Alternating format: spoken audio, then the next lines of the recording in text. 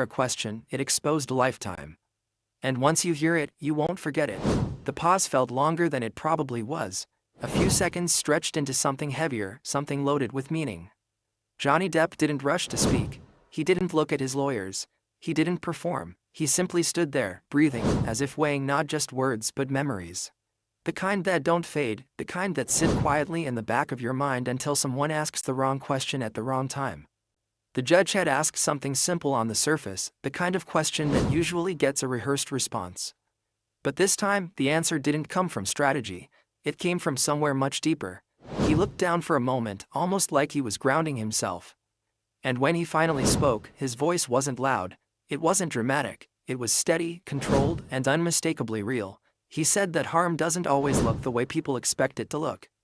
Sometimes it isn't bruises or broken bones. Sometimes it's silence. Sometimes it's watching someone you love endure pain and realizing, years later, how much of that pain became your own. The courtroom shifted. People adjusted in their seats. Even those who had heard countless testimonies before sensed that this was different. Johnny began talking about his childhood, not as a story designed to gain sympathy, but as context.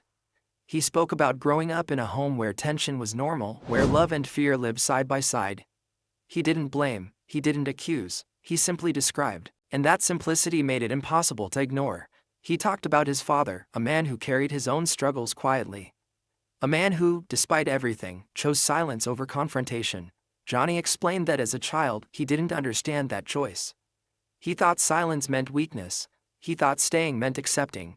But as he grew older, as life tested him in ways he never expected, he began to understand the complexity behind that silence. Sometimes people stay quiet not because they have nothing to say, but because they are trying to protect what little peace remains. The judge listened without interrupting.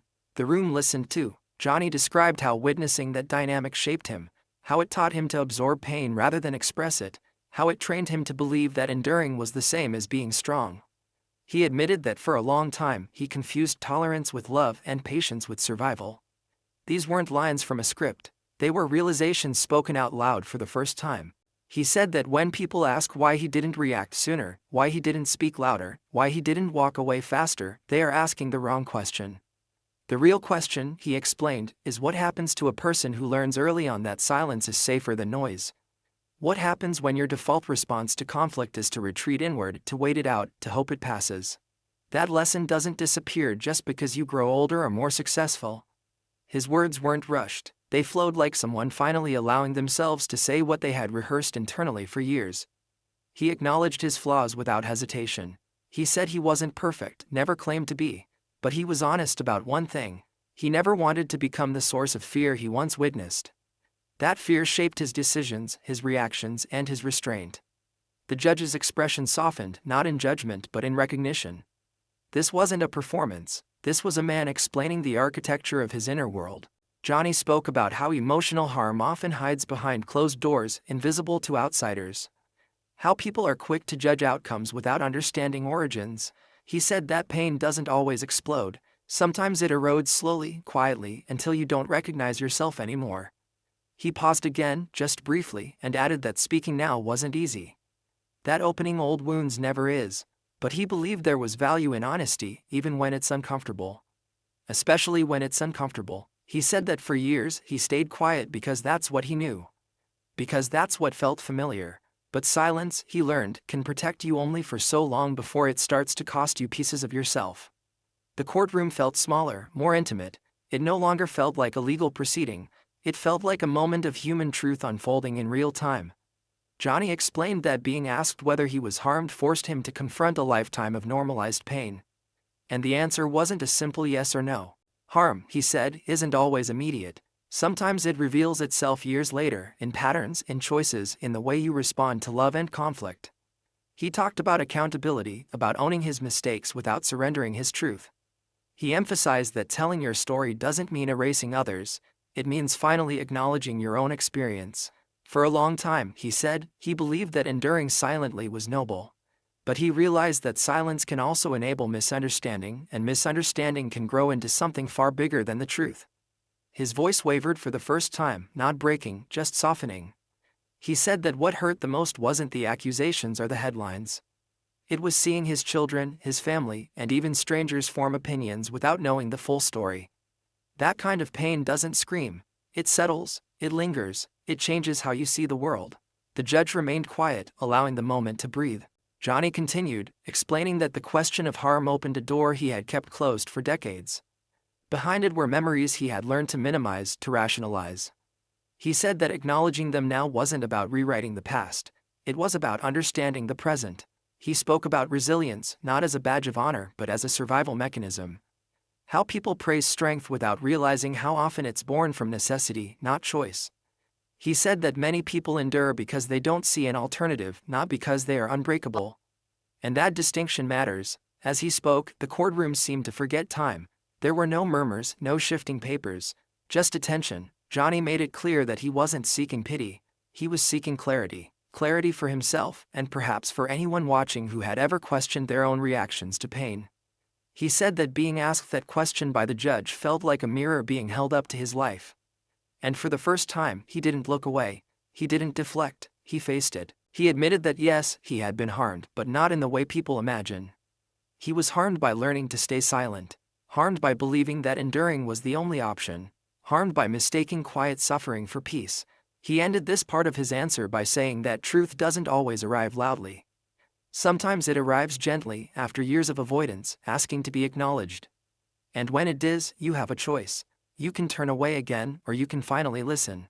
The room stayed silent even after he stopped speaking, not because anyone was stunned, but because no one wanted to rush past what had just been said.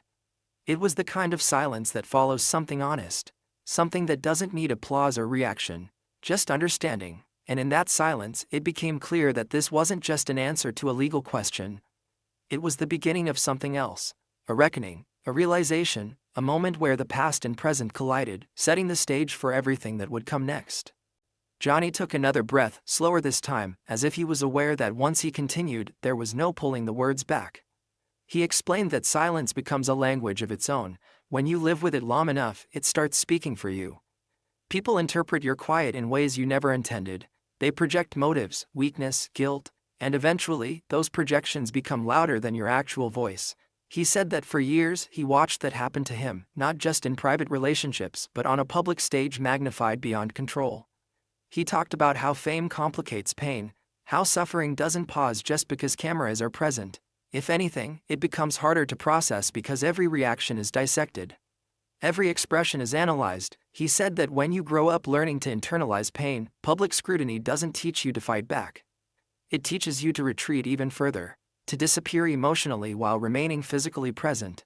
The judge asked nothing, there was no need. Johnny continued on his own, explaining that he often questioned himself more than anyone else ever could. Self-doubt, he said, becomes second nature when you are trained early to believe that conflict is something to endure rather than resolve.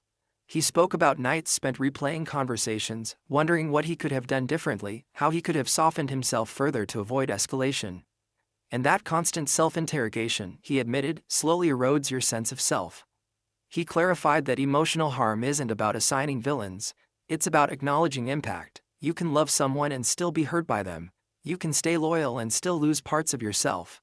Those truths, he said, are uncomfortable because they don't fit into simple narratives. People prefer clear heroes and clear villains. Real life rarely offers that clarity. Johnny shared that for a long time, he believed speaking up would only create more damage. That silence felt like the lesser evil, but over time, he realized that silence doesn't freeze reality. It distorts it. When you don't tell your story, someone else will, and they may not tell it with care. They may not tell it with truth, but their version will fill the space you left empty. He said that realization didn't come overnight. It came slowly, through loss, through reflection, through watching relationships fracture under the weight of unspoken truths. He admitted that there were moments when he wished he had spoken sooner, but he also acknowledged that he wasn't ready then.